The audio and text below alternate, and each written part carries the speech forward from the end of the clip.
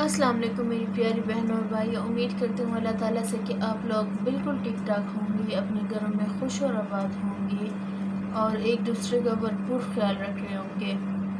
अच्छा जी, आज जिस टॉपिक पर हम बात करेंगे वो ज़रा मैं बाद में डिस्कस करूँगी, लेकिन आज जिस टॉपिक पर हम पहले बात करेंगे वो है अल्लाह ताला पर, अल्लाह ताला के बॉन्ड पर, अल्लाह ताला के साथ रिश्ते पर, कि हम उससे रोज़ हाथ फैलाकर जोरी फैलाकर मांगते तो हैं, लेकिन कभी खुद आपने ये सोचा है कि आप रिटर्न में अल्लाह ताला को दे के आ रहे हैं। बेशक अल्लाह ताला देने वाला है, वो हर रोज़ देता है। आप सुबह से लेकर रात तक उसकी नेमतें गिने तो शायद नेमतें आप नहीं गिन पाएंगे जितनी अल्लाह ताला ने हम पर रहमतें करता है, रहमतें करता है। लेकिन रिटर्न में हम क्या करते हैं अल्लाह के लिए? सिर्फ 5 वक्त की नमाज नहीं है काफ़ी कि हम 5 वक्त की नमाज़ पढ़ ले और बस हमारा फ़र्ज़ अदा हो गए, हम अच्छे मुसलमान बन गए हैं।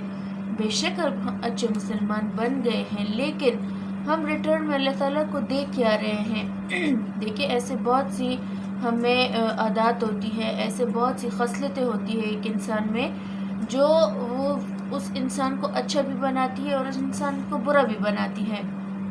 अब आप ये सोचें कि आप में वो कैसी खसलत है जो आपको अच्छा भी बना रही है और जो आपको बुरा भी बना रही है। अल्लाह ताला से मांगने से पहले ये सोच ले कि अगर मैं अल्लाह ताला से एक चीज़ मांग रहा हूँ तो मैं किस हैसियत से मांग रहा हूँ।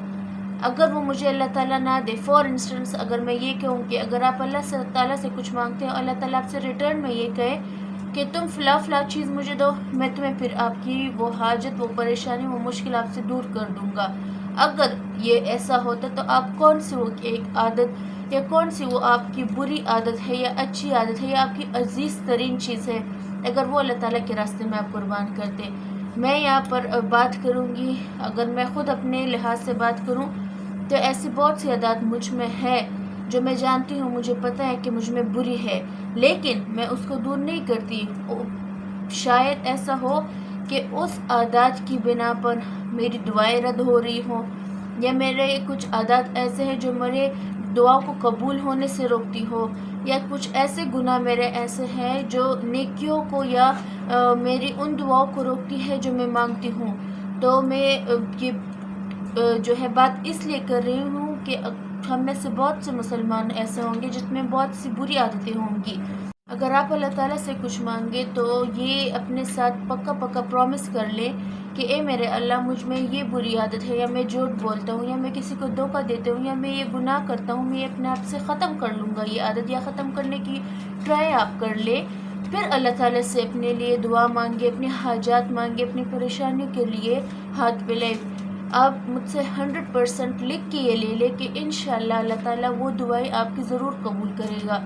जैसे एक जगह इरशाद बारी ताला है कि तुम एक दफ़ा अल्लाह को पुकारते हो तो अल्लाह ताला 70 मरतबा तुम्हें पुकारता है, आपकी आंसर का जवाब देता है। और तुम एक दफ़ा अल्लाह करते हो बोलता है बोल बोल बोल ए मेरे बंदे बोल, मैं हाजिर हूँ।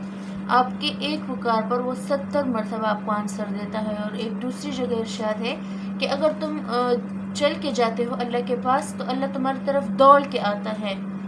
तो काइंडली अपनी डेली रूटीन में, अपने डेली जो है बेसिस पर सिर्फ अल्लाह ताला से मांगा ना करें। अपने जो आपकी बुरी आदत हैं, जो आपकी बुरी खसलतें हैं, काइंडली उन पर फोकस किया करें और आहिस्ता आहिस्ता एक एक करके अपने जो खसलत है या बुरी आदत है वो अपने आप से निकालते जाएं। इंशाल्लाह अल्लाह ताला आपकी परेशानियों के साथ साथ आपकी हाजात भी कबूल फरमाएगा, आपकी ज़िंदगी में भी बरकत देगा। और जो मैं टॉपिक आपके लिए आज लेकर आई हूँ वो इसी से रिलेटेड है, यानी कि इस्तग़फ़ार से। इस्तग़फ़ार पे आज हम बात करेंगे। और बेशक ये इस्तग़फ़ार जो है आपके गुनाहों को ऐसे जलता है जैसे सूखे हुए पत्ते दरख्त से गिरते हैं। और जैसे आप एक हाजत होती है या परेशानी होती है, आपको उस चीज़ या उस ज़िक्र के पास लेके आती है, वैसे ही मेरी भी कुछ हाजतें थी, मेरी भी कुछ परेशानियाँ ऐसी थी जो मुझे इस्तग़फ़ार के करीब लेकर आई। पहले तो आप वजीफ़ा सुन लें, 10 दिन का ये वजीफ़ा है और इंशाल्लाह आपको 4-5 दिन में रिज़ल्ट आना शुरू हो जाएगा। 10 दिन का वजीफ़ा है, आपने इस्तग़फ़ार करना है 7000 मरतबा। या तो आप चाहे एक काउंटर लेके डेली आप جتنا پڑھ سکتے ایک دن میں ایٹ اے ٹائم بھی پڑھ سکتے ہیں، ڈیوائڈ کر لیں۔ میں اکثر ڈیوائڈ کرتی ہوں۔ اور جو مجھے سن رہی ہے ان میں سے بہت سی عورتیں ایسی ہوگی جو آفس گوئنگ ہوں گی، یا وہ کچھ بھائی ایسے ہوں گے جو آفس جاتے ہوں گے، تو وہ ڈیوائڈ کر لے، یا تو آپ نماز کے بعد ڈیوائڈ کر لے، 15 مرتبہ کر لے۔ 4 نماز فجر، ظہر، عصر، مغرب آپ کو 1500 پڑھیں گے، اور عشاء میں 1000 رہ جائے گا۔ اگر آپ ایسا نہیں کر سکتے تو آپ اپنے کام کے ساتھ ساتھ کاؤنٹر لے لے یا تسبیح لے لے۔ کاؤنٹر زیادہ بہتر ہوگا کیونکہ اس میں کاؤنٹنگ ایزیلی شو ہو جاتی ہے، اور تسبیح میں اکثر کنفیوژن رہتی ہے، تو آپ ایسا کر لیں۔ باقی جیسا آپ کو آسان 7000 مرتبہ آپ نے ڈیلی کرنا ہے، 10 ڈیز آپ نے یہ کنٹینیو کرنا ہے۔ اور اس سے کیا ہوں گی رزلٹ، آپ کو کیا ملیں گے؟ آپ کی حاجت تو قبول ہوگی کیونکہ آپ استغفار کرتے ہیں۔ استغفار آپ کے گناہوں کو بھی مٹاتا ہے، اور جب آپ کے گناہ مٹیں گے تو وہ آپ کو اللہ تعالیٰ کے قریب لے جائیں گے۔ بے شک جو آپ ایک ایسا انسان بنیں گے کہ آپ گناہ سے پاک ہوں گے، تو obviously آپ اللہ کے قریب ہوں گے، اور آپ کی حاجتیں، آپ کی دعائیں، آپ کی پریشانیاں جلدی سالو ہوں گی۔ اور بھی اس کے بہت سے رزلٹ ہے کہ آپ کے رزق میں برکت ہوگی، اور آپ کو سکون اپنی زندگی میں ملے گا۔ کچھ لوگ ایسے ہوتے ہیں نا جو نماز وغیرہ تو پڑھتے ہیں، لیکن وہ ایک ٹینشن سی ہوتی ہے، خالی پن سا کچھ انسانوں میں ہوتا ہے۔ انشاءاللہ اس وظیفے کی برکت سے آپ کا وہ خالی پن بھی نکل جائے گا۔ دوسرا، آپ کی جو بے اولاد جوڑے ہیں، انشاءاللہ اللہ تعالیٰ جو ہے ان کو اولاد کی خوشی بھی نصیب کریں گے، اور جن کے بچے نافرمان ہیں تو اللہ تعالیٰ سے دعا کیا کرے اس وظیفے کی برکت سے، انشاءاللہ آپ کی اولاد فرمانبردار بھی ہو جائے گی۔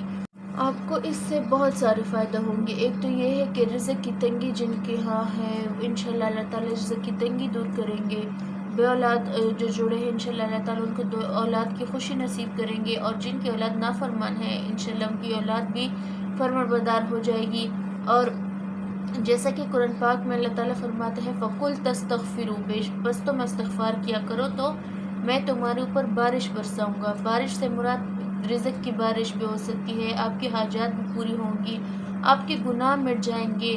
جس انسان کے گناہ مٹ جائے، وہ گناہوں سے پاک ہو جائے، اللہ تعالیٰ کے قریب ہو جائے، ان کو وہ ساری حاجتیں مل جائے دنیاوی اور آخرت کی، تو ایک انسان کو اس سے بڑھ کر اور کیا چاہیے کہ وہ اللہ تعالیٰ کے قریب ہو جائے، اس کی زندگی سے ٹینشن نکل جائے، اور اللہ تعالیٰ اس کے لیے زندگی کا اسباب پیدا کر دے، اس کے جینے کے جو سارے مسئلے ہیں وہ حل ہو جائے، اور اللہ تعالیٰ کی طرف سے اسباب پیدا ہو جائے۔ تو میرے خیال میں کوئی بھی ایسا جو ادھوری خواہش اس انسان کی نہیں رہے گی جو اللہ تعالیٰ اس کی پوری نہ کر دے۔ تو اپنے ڈیلی بیسس پر سوائے وظیفے کے، صرف وظیفے کے نہیں، وظیفہ جو ہے مشکل حاجات کے لیے انسان کرتا ہے، اپنے ڈیلی بیسس میں جو آپ کے اذکار ہیں ان میں استغفار کو لازمی شامل کریں۔ انشاءاللہ آپ رزلٹ خود دیکھ کے آپ دنگ رہ جائیں گے، ایسے رزلٹ ہے استغفار کے۔ تو امید کرتی ہوں کہ آج کا جو وظیفہ ہے وہ آپ کے لیے بہت مفید ہوگا، اور جو جس نے یہ وظیفہ جو ہے وہ کیا ہے ان کو کیا رزلٹ ملا ہے وہ مجھے ضرور مجھ سے شیئر کیجیے گا، تاکہ اور بھی لوگ اس سے مستفید ہو۔ انشاءاللہ کل ملتی ہوں آپ سے ایک نئے وظیفے، ایک نئے ذکر، ایک نئے مشکل کا حل لے کر۔ تب تک کے لیے مجھے دیجیے گا اجازت، اور ڈھیر ساری دعائیں آپ کے لیے، اور مجھے بھی دعائیں میں یاد رکھیے گا۔ فلسطین کے مسلمانوں کو، سارے امت مسلمہ کو اپنی دعاؤں کا حصہ بنا لیجیے۔ انشاءاللہ کل ملتی ہوں آپ سے، تب تک کے لیے اللہ حافظ۔